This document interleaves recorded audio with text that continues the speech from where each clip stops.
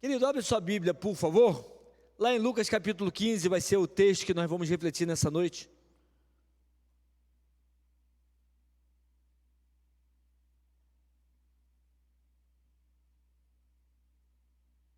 E vamos pensar sobre segredos da paternidade restaurada. Esse texto é muito conhecido, embora não tenha o nome do rapaz, mas é um dos textos bem conhecidos da Bíblia, uma das parábolas mais conhecidas de Jesus. E eu queria que você abrisse na sua Bíblia para a gente ler junto. Lucas 15, de 11 em diante, diz assim: Continuou Jesus: certo homem tinha 2 filhos, e o mais moço deles disse ao pai: Pai, quero que o Senhor me dê a parte dos bens que me cabe. E o pai repartiu os bens entre eles. Passados não muitos dias, o filho mais moço, ajuntando tudo que era seu, partiu para uma terra distante, e lá desperdiçou todos os seus bens, vivendo de forma desenfreada. Depois de ter consumido tudo, sobreveio àquele país uma grande fome, e ele começou a passar necessidades. E então foi pedir um trabalho a um dos cidadãos daquela terra, e este o mandou para os seus campos, a fim de cuidar dos porcos. Ali ele desejava alimentar-se das alfarrobas que os porcos comiam, mas ninguém lhe dava nada. Então, caindo em si, disse: Quantos trabalhadores do meu pai têm pão em fartura, e eu aqui estou morrendo de fome. Vou me arrumar e vou voltar para o meu pai e lhe dizer: Pai, pequei contra Deus e diante do Senhor, já não sou digno de ser chamado de seu filho. Trata-me como um dos seus trabalhadores. E arrumando-se foi para o seu pai. Vinha ele ainda longe quando seu pai o avistou, e compadecido dele, correndo, o abraçou e o beijou. E o filho lhe disse: Pai, pequei contra Deus e diante do Senhor, já não sou digno de ser chamado seu filho. O pai, porém, disse aos seus servos: Tragam depressa a melhor roupa e vistam nele, ponham um anel no dedo dele, sandálias nos pés, e tragam e matem o bezerro gordo. Vamos comer e festejar, porque este meu filho estava morto e reviveu, estava perdido e foi achado. E começaram a festejar. Ora, o filho mais velho estava no campo, e quando voltava, ao aproximar-se da casa, ouviu a música e as danças. Chamou um dos empregados e perguntou o que era aquilo. E ele informou: o seu irmão voltou, e por tê-lo recuperado com saúde, o seu pai mandou matar o bezerro gordo. O filho mais velho se indignou e não queria entrar. Saindo, porém, o pai procurava convencê-lo a entrar. Mas ele respondeu a seu pai: Faz tantos anos que sirvo o Senhor e nunca transgredi um mandamento seu. Mas o Senhor nunca me deu um cabrito sequer para fazer festa com meus amigos. Mas agora, quando veio esse seu filho, que sumiu com os bens do Senhor, gastando tudo com as prostitutas, o Senhor mandou matar o bezerro gordo para ele. Então o pai respondeu: Meu filho, você está sempre comigo, tudo que eu tenho é seu. Mas era preciso festejar e alegrar-se, porque esse seu irmão estava morto e reviveu, estava perdido e foi achado. Queridos, hoje é dia dos pais. Quem tem os seus pais hoje pôde comemorar. Eu fui um deles. Fomos todos nós, todos os irmãos lá para a casa do papai, e almoçamos juntos, e conversamos, e demos risada, e tiramos fotografias.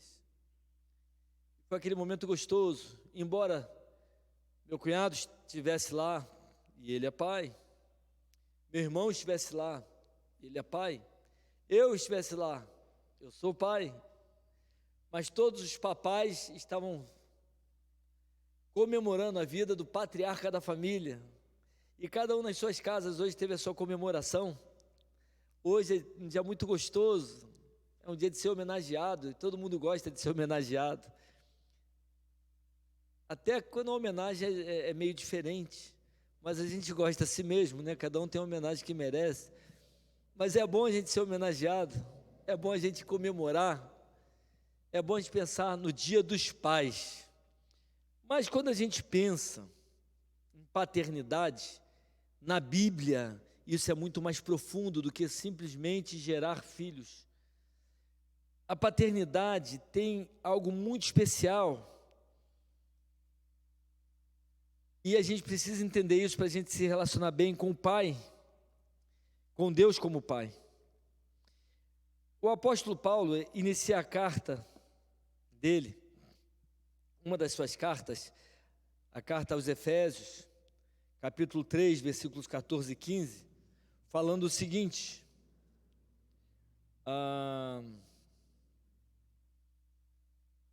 bom, vamos abrir lá melhor. Efésios, capítulo 3. Se você puder abrir na sua Bíblia, você me acompanha. E a gente vai. 3, 14 e 15, diz assim: por esta causa me ponho de joelhos diante do Pai, de quem toma o nome toda a família, tanto no céu como sobre a terra. Vamos pegar só esses dois versículos aqui. Paulo está falando, olha, eu me ponho de joelhos diante do Pai, de quem toma o nome toda a família, tanto no céu quanto na terra. Quando ele fala do Pai, ele está falando da pessoa a quem ele se dirige. A palavra traduzida como família aqui, poderia ser também traduzida como paternidade. É a palavra pátria, que deriva da palavra pater, no grego. Pater, pai. Pátria, paternidade. Aqui na nossa Bíblia está traduzida como família. Então poderia ser assim a tradução. Portanto, o Pai, do qual toda a paternidade nos céus e na terra toma o nome. Quando a gente lê o texto dessa maneira, o Pai, do qual toda a paternidade no céu e na terra toma o nome, do qual toda a paternidade é ativada, da onde vem todo o exercício, a gente entende uma coisa: toda a família, ela é derivada do exercício da paternidade. Na Bíblia a gente vê que o fator que origina a família é essa ação do Pai, e é essa manifestação do Pai.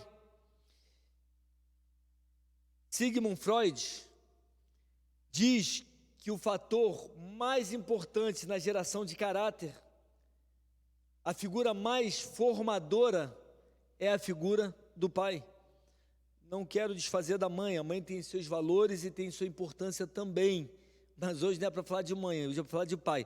Então, o Freud diz que os valores vêm, a figura da lei, de valores, vem da figura do pai, e essa figura ela pode tanto marcar positivamente, quanto ela pode deformar, porque a estruturação dos valores familiares vem da paternidade, a essência do que é ser pai. Existe pai biológico que não exerce paternidade. Quando nós entendemos isso, irmãos, isso é sério. A paternidade de Deus, ela é eterna. Deus não é Deus, Pai de Jesus. Não é isso. Deus, ele é o Pai de toda a eternidade, ele gera tudo, tudo sai dele e tudo se estabelece a partir dele. Então, Deus não é Deus, Pai de Jesus Cristo, mas ele é o que gera toda a paternidade, desde a eternidade. Ele não é só Pai de Jesus quando Jesus nasceu aqui na terra, ele é Pai sempre. Essa figura, esse estabelecimento vem de Deus. O ofício de um pai recebe um significado grande, importante. A função do pai é a função de Deus. Dessa função vem a santidade, dessa função vem a autoridade, dessa função vem a importância do fato de ser a projeção de quem Deus é aqui na terra, quando um pai exerce essa paternidade divina e eterna do céu. Percebe a importância disso? Paternidade, em essência, é um exercício de Deus com toda a criação, aonde Ele gera, aonde Ele ensina, aonde Ele protege, aonde Ele cuida, aonde Ele disciplina. aonde ele restaura, mas principalmente aonde ele manifesta esse amor, que é o amor paterno. E isso é tremendo. E quando nós vemos essa essência da paternidade na Bíblia, em vários textos, olhando com esse olhar de paternidade, a gente começa a entender uma porção de coisas de Deus para nós. E a gente começa a entender uma porção de detalhes que podemos viver aqui na Terra sobre essa questão da paternidade. Nesse texto de Lucas, nós vemos alguns segredos dessa paternidade restaurada, o que ela gera. Primeiro, antes de restaurar, vamos ver como ela estragou. O filho pródigo, por motivos pessoais, ele acha que não está bom viver dentro das leis, dentro do ritmo, da maneira que o pai estabeleceu. Ele acha que tem algo melhor fora do jeito do pai. Ele acha que tem mais vida longe do pai do que junto com o pai. Ele acha que pode experimentar coisa melhor. E aí, esse filho pede para o pai dividir a fazenda. A lei permitia que o pai dividisse o bem em vida. Ele ficaria com 1/3 da fazenda, o irmão mais velho, que era o primogênito, com 2/3 da fazenda. Era a lei. E o pai cumpre essa lei, o pai respeita. Só que o filho não podia vender a fazenda. Ele podia cultivar a fazenda com o que ele quisesse. Ele podia criar gado nas terras dele, do jeito que ele quisesse, mas ele não podia vender. Aquele filho, ele vende a fazenda. Quando o filho vende a fazenda, ele está dizendo: eu quero cortar todo o vínculo com essa família. Eu não sou mais família. Eu vendi e saí. Eu não quero mais ser considerado filho, não o considero mais meu pai. Eu me deserdo. Ou melhor, eu pego minha herança e saio. E o filho fez isso, porque ele achava que com os recursos na mão ele poderia aproveitar melhor. Ele achava que em algum outro lugar ele poderia viver algo muito melhor. Tem um melhor na cabeça dele, só na cabeça dele. E em busca disso, ele sai. Quando ele sai, ele passa a viver as experiências que ele quer viver, mas elas não são suficientes. E ele busca mais, e busca mais, e busca mais, até que vem uma crise. E ele chega no fundo do poço. E ele lá no fundo do poço percebe que ele estragou toda aquela relação de paternidade que havia com ele. Houve falha do pai? Não. O pai respeita. O pai planeja algo, mas se você não quer, ele respeita, porque uma das questões sérias da paternidade é que, embora seja pai, embora ame, ele respeita. Dói no pai ver o filho se dando mal, mas ele não pode impedir que o filho seja alguém que tome suas próprias decisões. Ele não faria assim muitas vezes, mas se tem que bater a cabeça para aprender, então que bata essa cabeça. Quando vier com a cabeça machucada, o pai vai cuidar, mas bata a cabeça. O pai respeita. A paternidade é estragada quando o filho para de confiar no pai. Quando o filho para de se relacionar intimamente, quando o filho para de ver com os olhos daquele que está vendo mais longe. Foi assim com Adão também. Quando Satanás seduz Eva, e Eva, seduzida, passa adiante aquela sedução, e homem e mulher caem, qual foi o encanto que a serpente joga? Eva, é verdade que vocês não podem comer das frutas do jardim? Ela falou: não, a gente pode comer sim, só da árvore que está no meio que a gente não pode comer. A gente não pode nem tocar, porque se a gente comer, a gente morre. E Satanás fala para Eva, em forma de serpente: é mentira, Eva. O pai sabe que o dia que vocês comerem dessa fruta, os olhos de vocês vão se abrir e vocês vão ser como deuses. E vão conhecer o bem e o mal. Irmãos, pior do que a mentira é a meia-verdade, porque ela se parece com verdade, mas está distorcida. Eva não vai ser como Deus nunca. Ela não conhece o bem e o mal como Deus. Deus conhece perfeitamente, a gente não. Eva não é igual a Deus na santidade. Eva não é igual a Deus em nada. Mas o diabo fala, o que Deus deu para vocês não é suficiente. O mundo todo é de vocês, mas não é suficiente. A liberdade é toda de vocês, mas não é suficiente. Tem algo mais. Eu tenho um segredo, tem algo mais. E homem e mulher acreditam no algo mais. A paternidade, ela passa a ser destruída quando a confiança no pai começa a ser questionada. O que faz você questionar o pai? O que faz a tua confiança ser arranhada? Dificuldades fazem a tua confiança ser arranhada? Muita gente, quando passa por dificuldade, fala, por que Deus deixou eu passar por isso? Deus não está vendo que eu estou passando por isso? Por que Deus deixou eu passar por isso? Talvez se você perguntasse, para que isso vai servir na minha vida? Isso vai servir como? Eu vou crescer como através disso? Eu vou aprender o que através disso? Eu vou me fortalecer onde através disso? Mas a gente, igual criança mimada, igual adulto retardado, a gente fala, também, olha o que Deus deixou, o que Deus quis, como se Deus fosse um pai perverso querendo maltratar um filho. Não, meu irmão. Deus é um pai que está desenvolvendo esse filho, amadurecendo esse filho, mas tem filho que quer ser criança para sempre. Tem filho que quer ficar com as mesmas atitudes infantis para sempre, e a vida passa. Deus quer amadurecer você, Deus quer fazer com que você cresça. Quando nós duvidamos da integridade do pai, quando nós duvidamos do amor do pai, essa paternidade começa a ser corroída dentro de nós. Ele continua sendo Deus, Ele continua sendo bom, como diz aquela música, mas nós duvidamos dessa bondade, nós duvidamos dessa integridade, e a gente começa a acreditar nas mentiras que nos são contadas.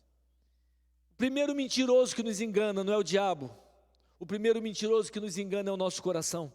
Jeremias 17 diz, enganoso é o coração do homem, mais do que todas as coisas, e desesperadamente corrupto, quem o conhecerá? Você tem um mentiroso dentro de você, você tem um coração doente, que fala mentira, e quando está falando de coração, está falando de ideias que surgem, e de sentimentos que dominam. A ciência chamaria de pensamentos automáticos, sentimentos automáticos. A ciência chamaria de autossabotagem, a ciência chamaria de crença limitadora.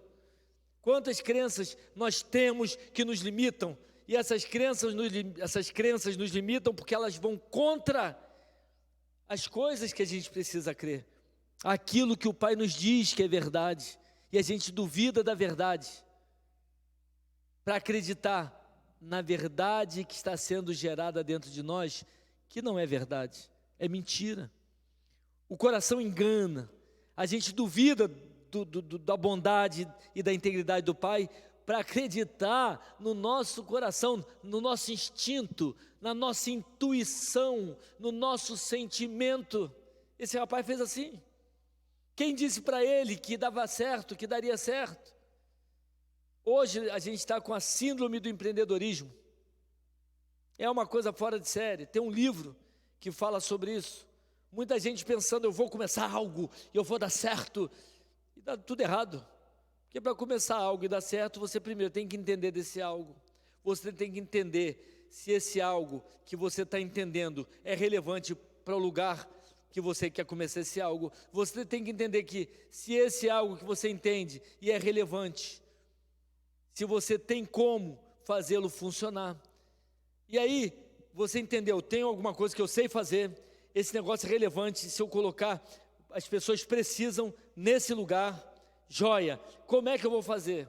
Aí você teria que fazer todo um planejamento estratégico, provavelmente fazer um canvas, com as 9 janelinhas preenchidas. Você sabe o que é canvas? Então você vai falir no teu negócio bem feito.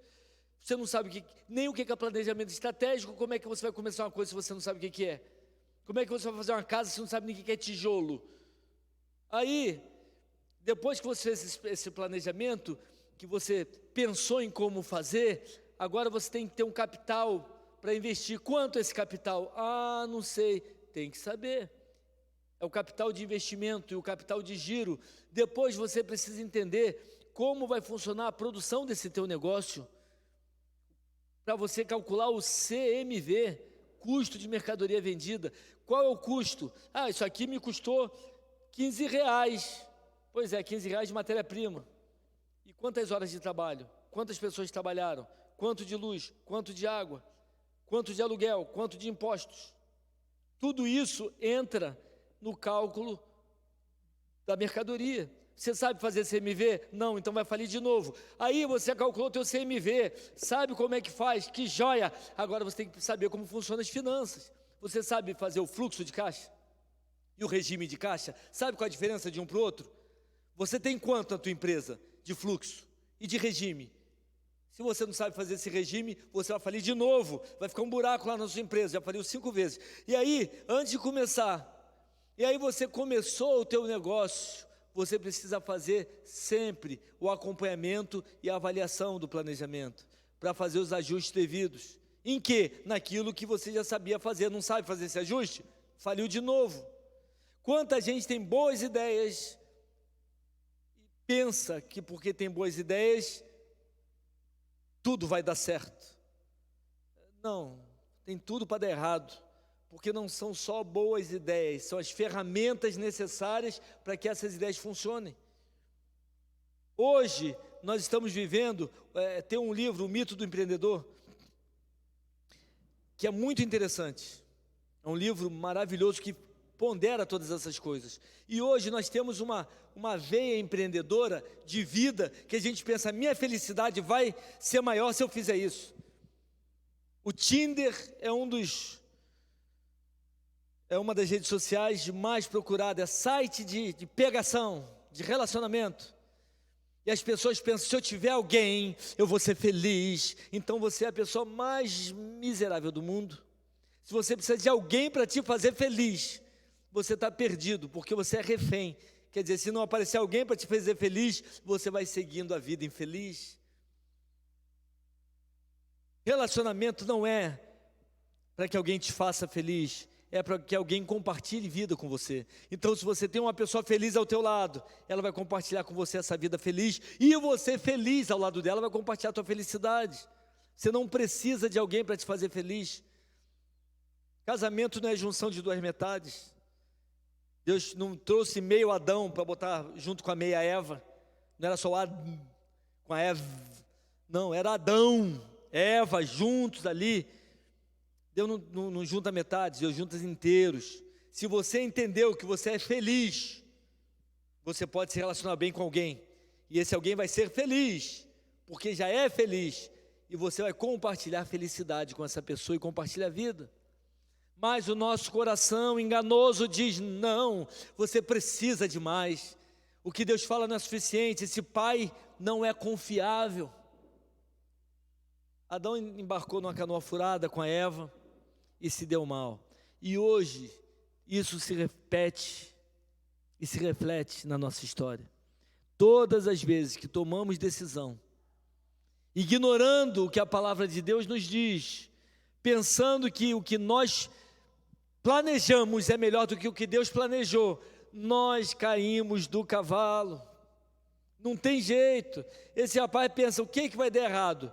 Sou um homem inteligente, filho de rico naquela época, era educado, alfabetizado, tinha o ensino fundamental, médio, superior e até o mestrado, aos pés de um mestre, como foi com Saulo, aos pés de Gamaliel.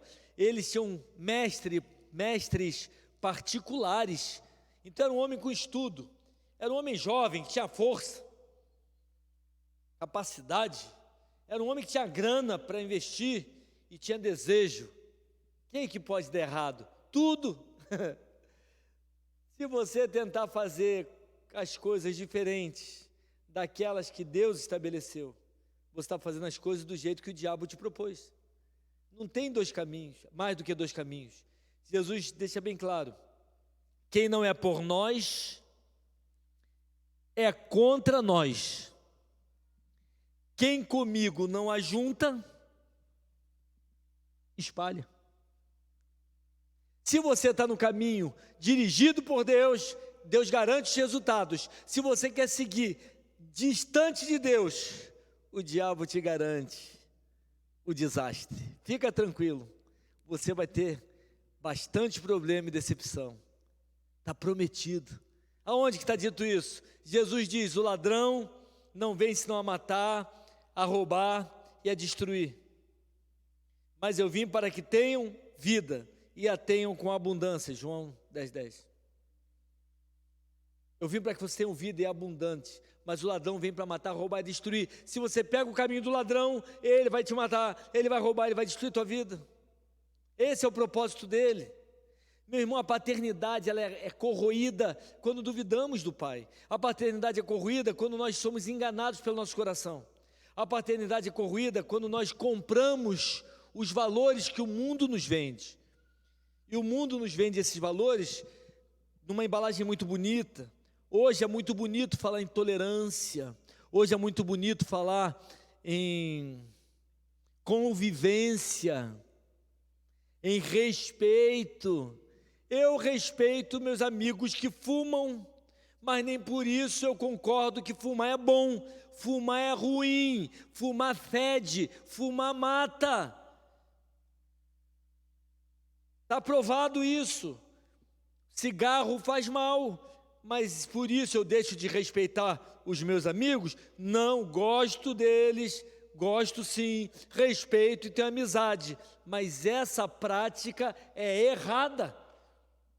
A Bíblia não diz que é para a gente não gostar das pessoas, pelo contrário, a Bíblia nos ensina a amá-las, mas a Bíblia deixa muito claro que certo, errado é errado. Mas a sociedade hoje até criminaliza alguns valores da Bíblia. Se você defendê-los, querem criminalizar. Se você fala mal de algumas áreas, de alguns comportamentos, dá problema. Dependendo da profissão, você é caçado. Por quê? Porque os valores não são tão valores, porque a sociedade está estabelecendo os valores, está vendendo isso, e nós compramos isso quando vemos a novela, quando vemos o filme, quando vemos o noticiário, quando vemos as reportagens, quando ouvimos os influenciadores, sejam digitais ou influenciadores da mídia, falarem sobre isso. Um dos grandes influenciadores aí, que foi chamado de filósofo, de pensador, num dos seus livros incentiva crianças de 5 anos a se beijarem na boca para descobrirem sua sexualidade, seu erotismo, sua erotização. E ele é respeitado como um rapaz inteligentíssimo. Meu irmão, criança tem que ser criança, não tem que exercitar erotização nenhuma, está errado. Por quê? Porque está errado. A Bíblia tem valores e esses para mim são eternos. Mas algumas sociedades estão colocando que não é bem assim, que não é bem desse jeito. E a gente acaba falando, é mesmo, né? Ah, não é tão ruim, é até normal. E depois a gente fala, é até legal. E depois a gente pensa, eu também vou fazer. Quando a gente é enganado pelo que o mundo nos traz e deixa o que o Pai nos orienta, essa paternidade que está ativa, intacta no que diz respeito ao que Deus é, ela passa a ser corrompida no que diz respeito a como eu percebo e a como eu convivo com essa paternidade. O filho pródigo tem a paternidade corroída dentro dele, a ponto dele não querer mais ficar perto do pai.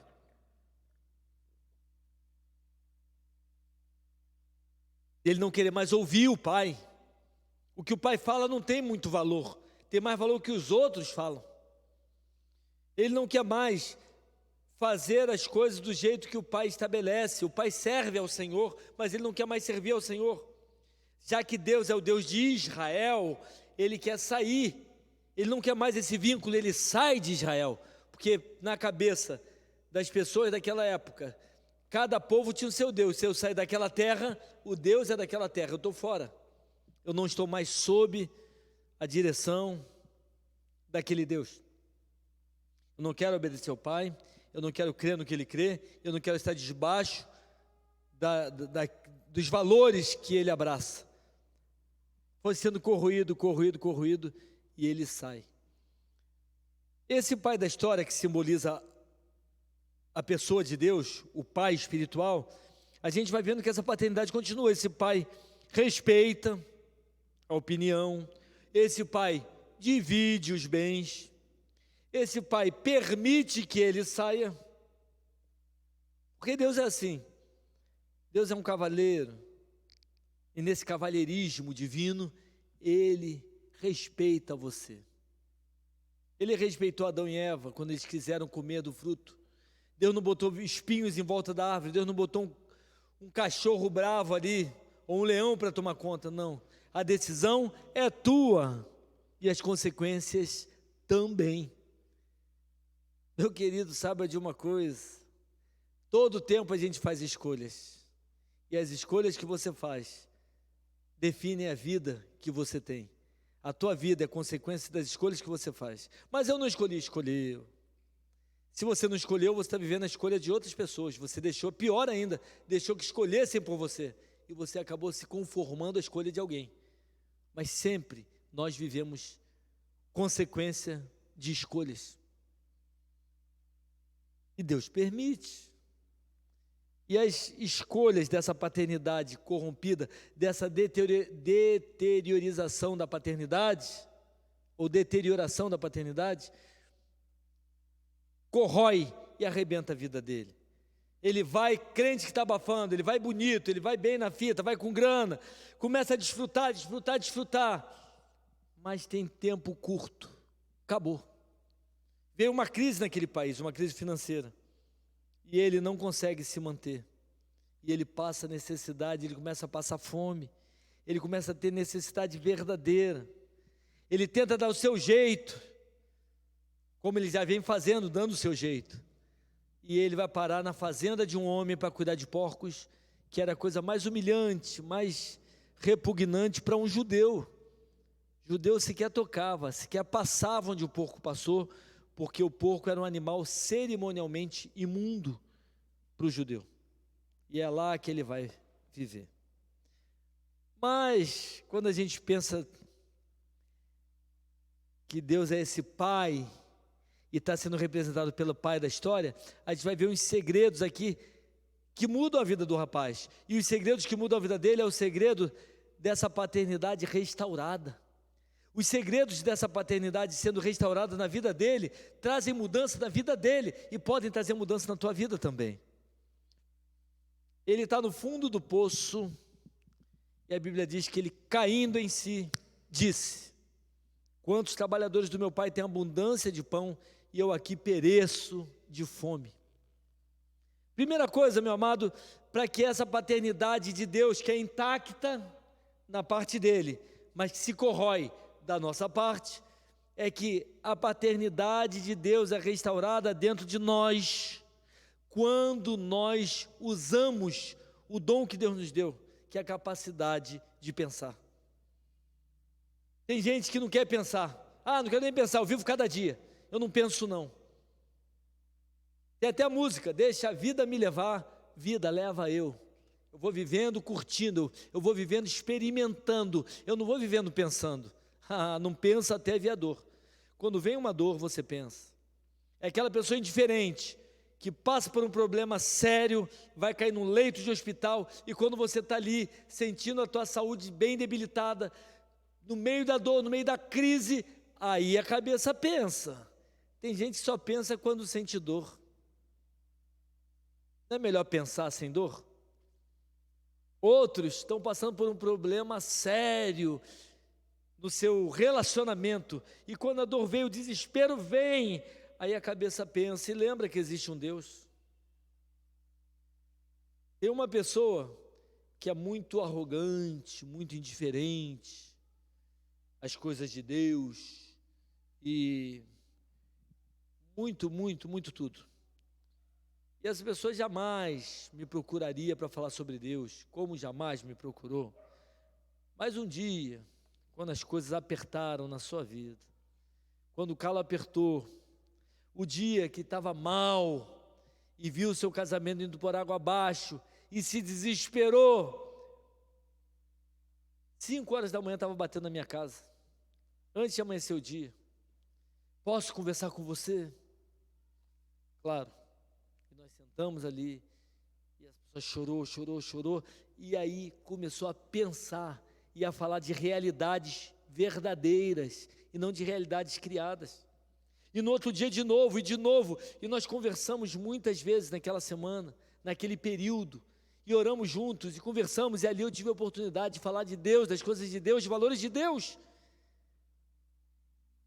Graças a Deus, aquele problema irreversível se reverteu, e ficou tudo bem, e ele voltou novamente ao seu pedestal.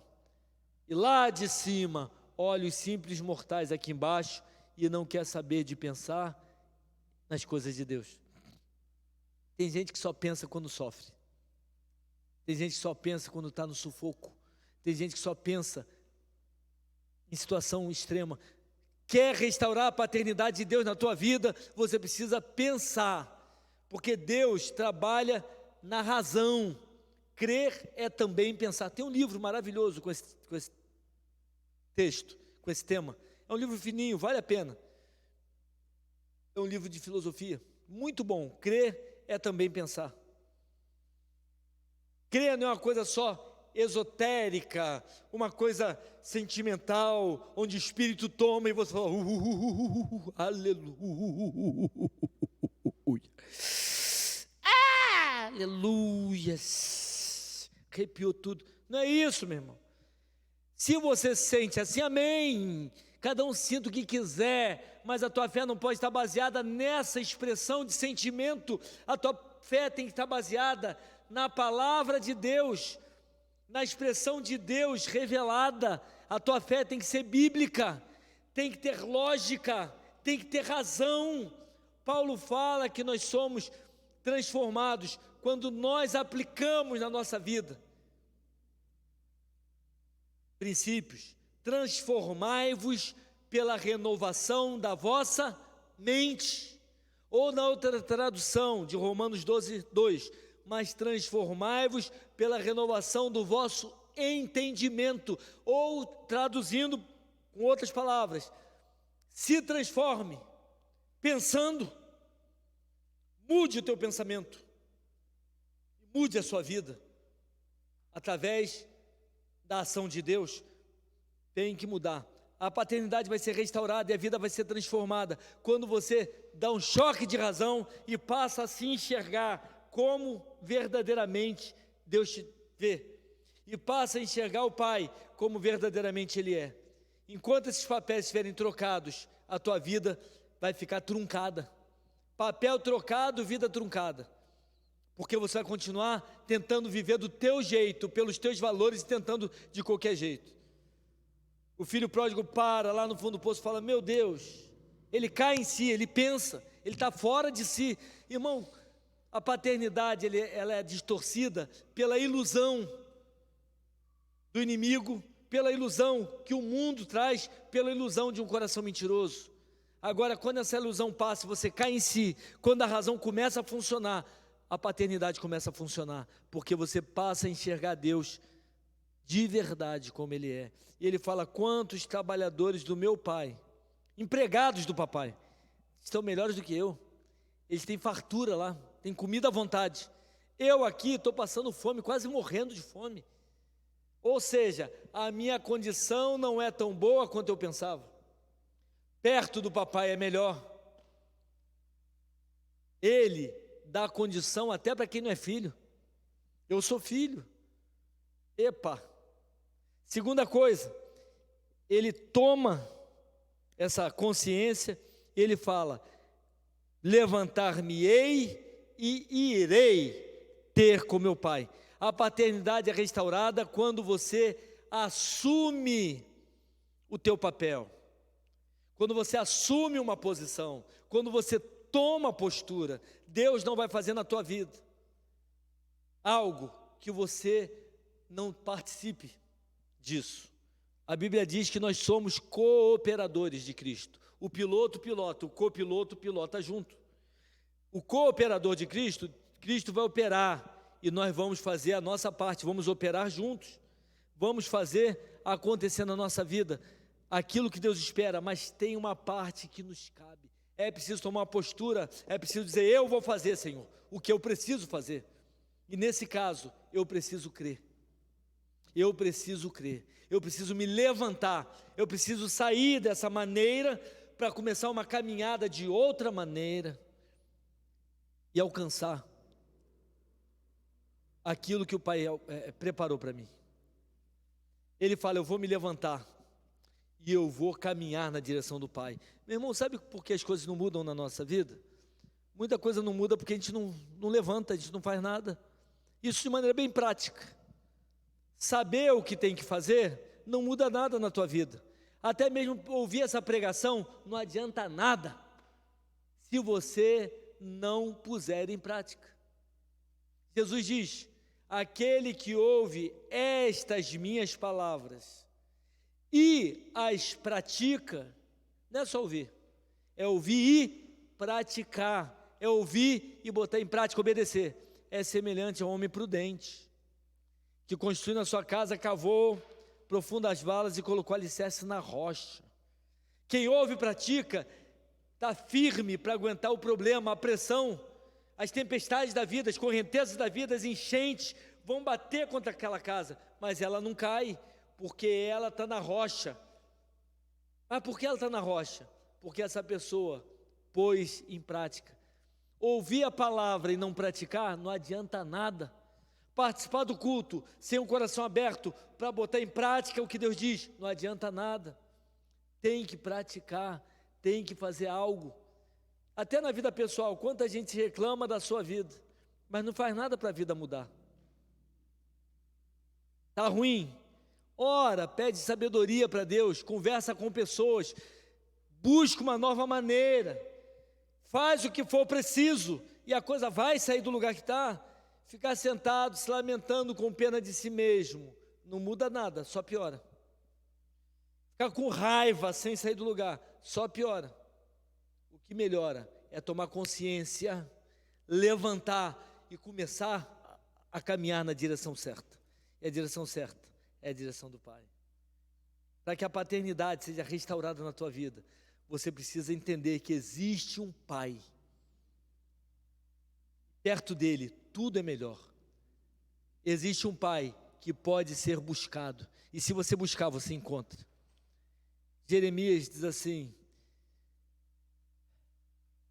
clama a mim e responder-te-ei, e anunciar-te-ei coisas grandes e firmes que não sabes.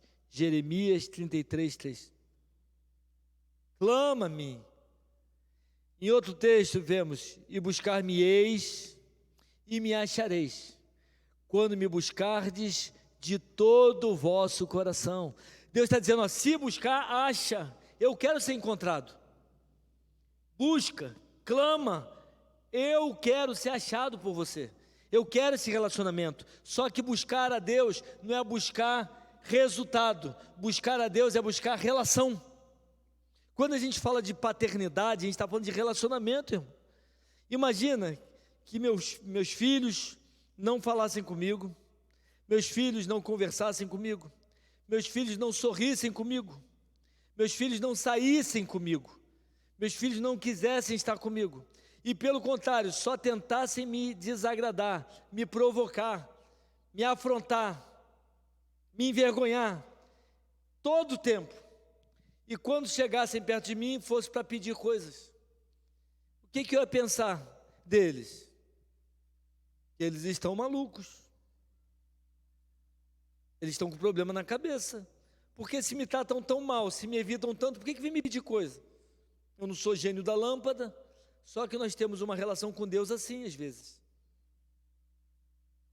A gente não se relaciona com Deus, a gente só procura quando precisa. É um relacionamento totalmente interesseiro, é um relacionamento totalmente pragmático, uma coisa prática, onde eu quero usar Deus para suprir minhas necessidades, eu não quero me relacionar com Ele.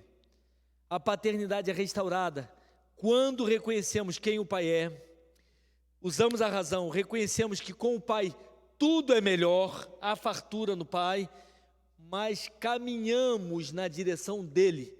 Ele fala: eu vou buscar o meu Pai, eu vou pedir perdão para o meu Pai, eu vou falar com o meu Pai e vou pedir emprego, porque eu não mereço nem ter relacionamento com Ele. Aí eu te pergunto, irmão, você merece ter relacionamento com Deus? Se você aparecesse, se Deus aparecesse para você e falasse assim, na tua frente: me dê um bom motivo para eu deixar você entrar no meu céu. Ah, Deus, eu cantei na igreja, eu tocava teclado, eu sou Alex. Tocar teclado é um bom motivo para entrar no céu? Senhor, eu entregava a cesta básica, eu sou o Tom. Tom, já pegou mais pesado. Mas da cesta básica, capacita entrar no céu? Não capacita.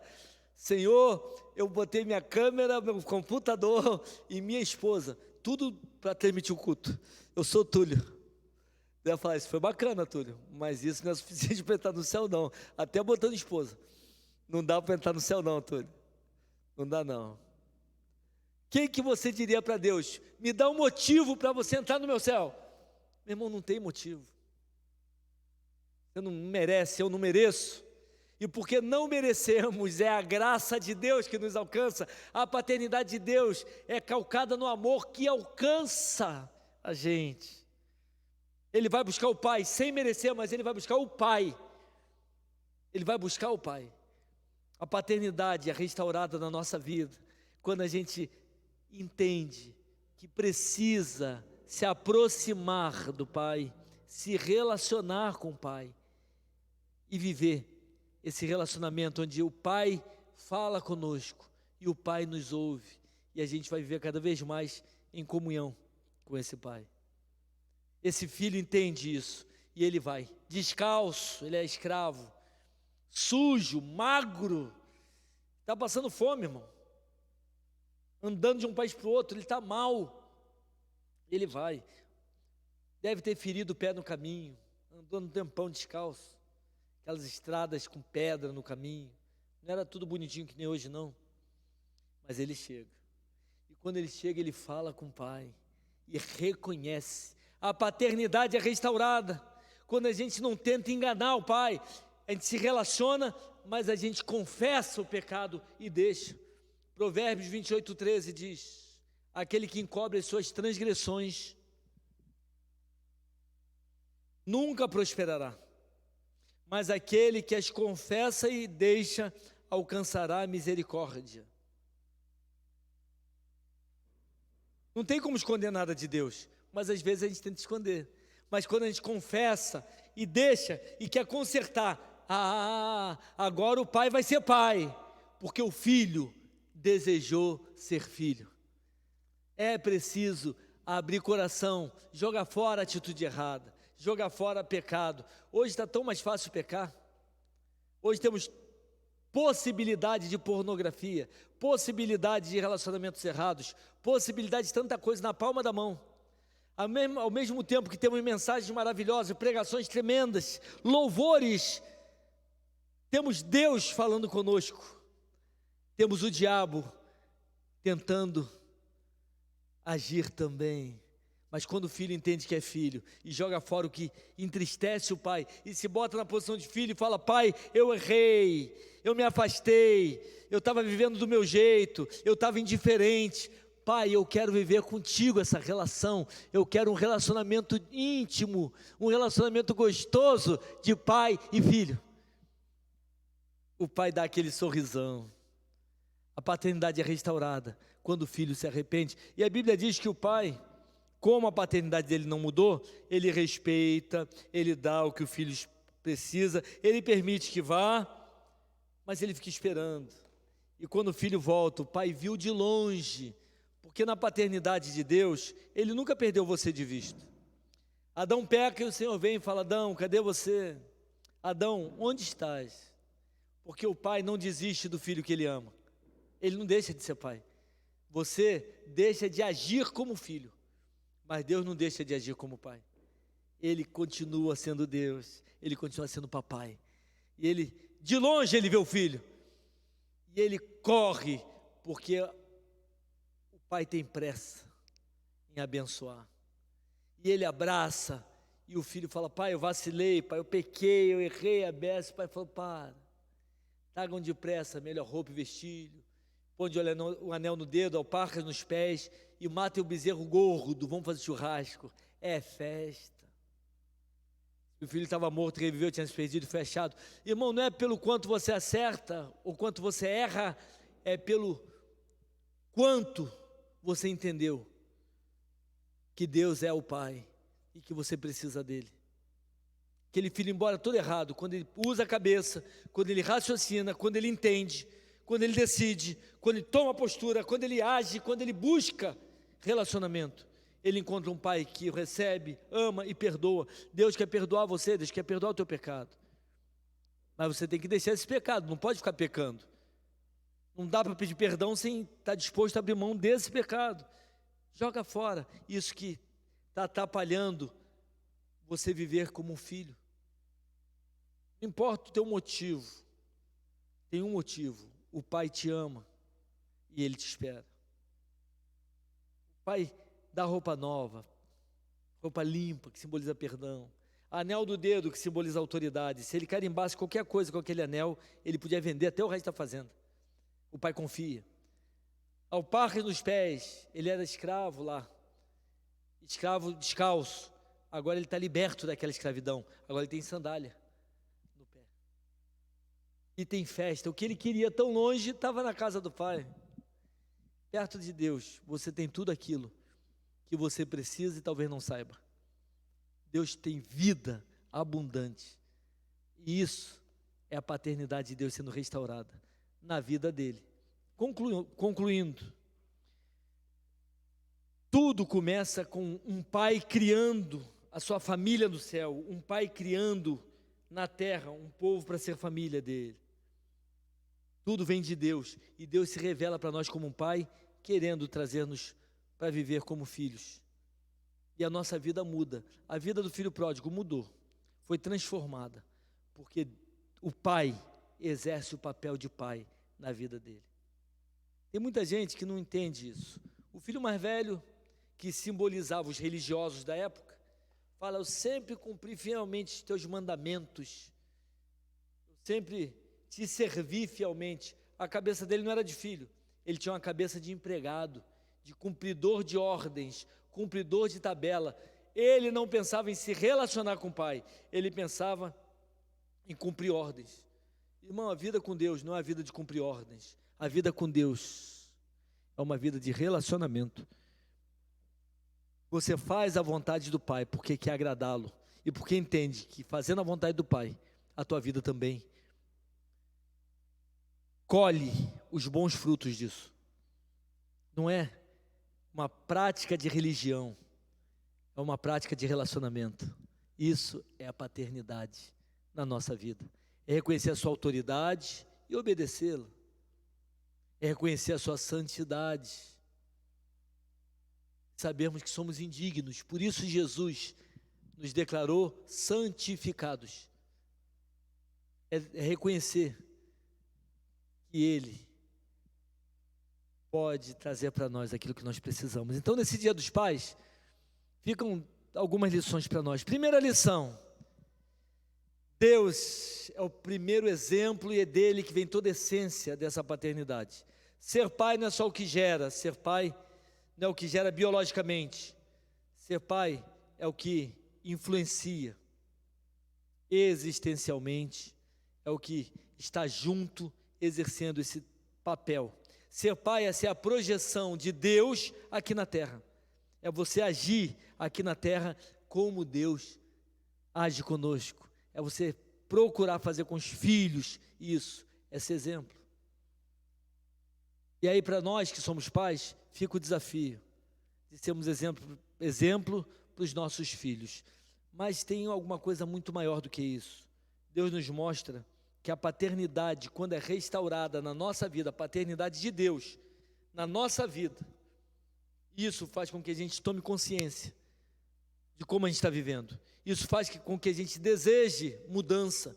Isso faz com que a gente se arrependa da coisa errada que fez ou como está caminhando. Isso faz com que a gente haja e caminhe em direção ao relacionamento. É no Pai que tudo se resolve. Isso faz com que a gente não chegue com orgulho, mas com humildade diante do Pai.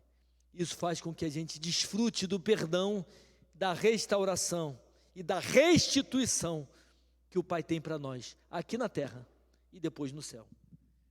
Então termina essa mensagem te desafiando, meu irmão. Você já é crente, membro de igreja, está ouvindo a mensagem aí, mas está vivendo como filho? Está se sentindo um filho? Você que está ouvindo essa mensagem, ou vai ouvir essa mensagem, que alguém vai mandar para você, e está vivendo a tua vida do teu jeito. Talvez você nem saiba que tem outro jeito, mas tem o jeito do Pai, tem o jeito que Jesus planejou para você viver. Tem uma vida planejada para que você viva, uma vida com os valores que Ele estabeleceu, uma vida com um relacionamento onde Ele perdoa os teus pecados, transforma o teu coração. Você pode ser transformado simplesmente pela fé no Pai, crendo que Ele vai fazer o que Ele disse que faz. E Ele faz. Ele muda a tua vida, Ele muda a tua história. Você quer entregar o teu coração para Jesus e falar: Jesus, cai em mim, eu quero de verdade buscá-lo, e eu quero que o Senhor transforme a minha caminhada. Eu quero viver como um filho de um Pai que me ama. Você quer isso? Se você quer, eu vou orar por você.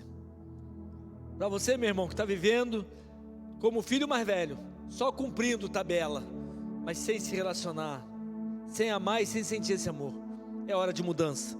E para você que nunca assumiu essa posição, só em Jesus você pode viver essa paternidade restaurada. Esse é o segredo. Esse é o segredo. Se você quer, feche seus olhos, vou orar por você. Senhor, muito obrigado, muito obrigado, muito obrigado. Hoje, no Dia dos Pais, eu fico feliz porque eu tenho o Papai da Terra ainda para celebrar com Ele, mas fico feliz porque nós temos o Papai do céu, o Pai que ama, o Pai que não desiste, o Pai que nunca anula a sua paternidade, o Pai aonde a paternidade nunca é deformada. O Senhor continua sendo Pai, o Senhor continua amando, o Senhor continua cuidando, o Senhor continua gerando o ambiente para que os filhos te encontrem. Em nome de Jesus eu te agradeço porque eu estou vivendo esse relacionamento de filho contigo, mas eu quero te apresentar essa vida que nesse momento está orando e dizendo: eu quero essa vida de relacionamento, eu quero que o Senhor restaure a paternidade que está corroída dentro de mim. Eu não consigo perceber o Senhor como meu Pai, eu não consigo viver essa abundância, essa alegria de filho. Restaura em mim, Senhor. Pai, quem está dizendo isso, restaura. Aqueles que nesse momento querem entregar a vida para o Senhor, para começarem uma vida nova, uma vida na direção do Pai, caminhando para encontrá-lo e fazer a tua vontade. Pai, toma essa vida nas tuas mãos. Esse que aceita Jesus como seu Salvador, que entrega a vida para Jesus e diz: Jesus, eu quero uma nova vida, perdoa os meus pecados. Senhor, confirma essa decisão e faz do dia de hoje um dia que agrade o teu coração, o coração do Pai, por ter filhos voltando para ti, em nome de Jesus, amém.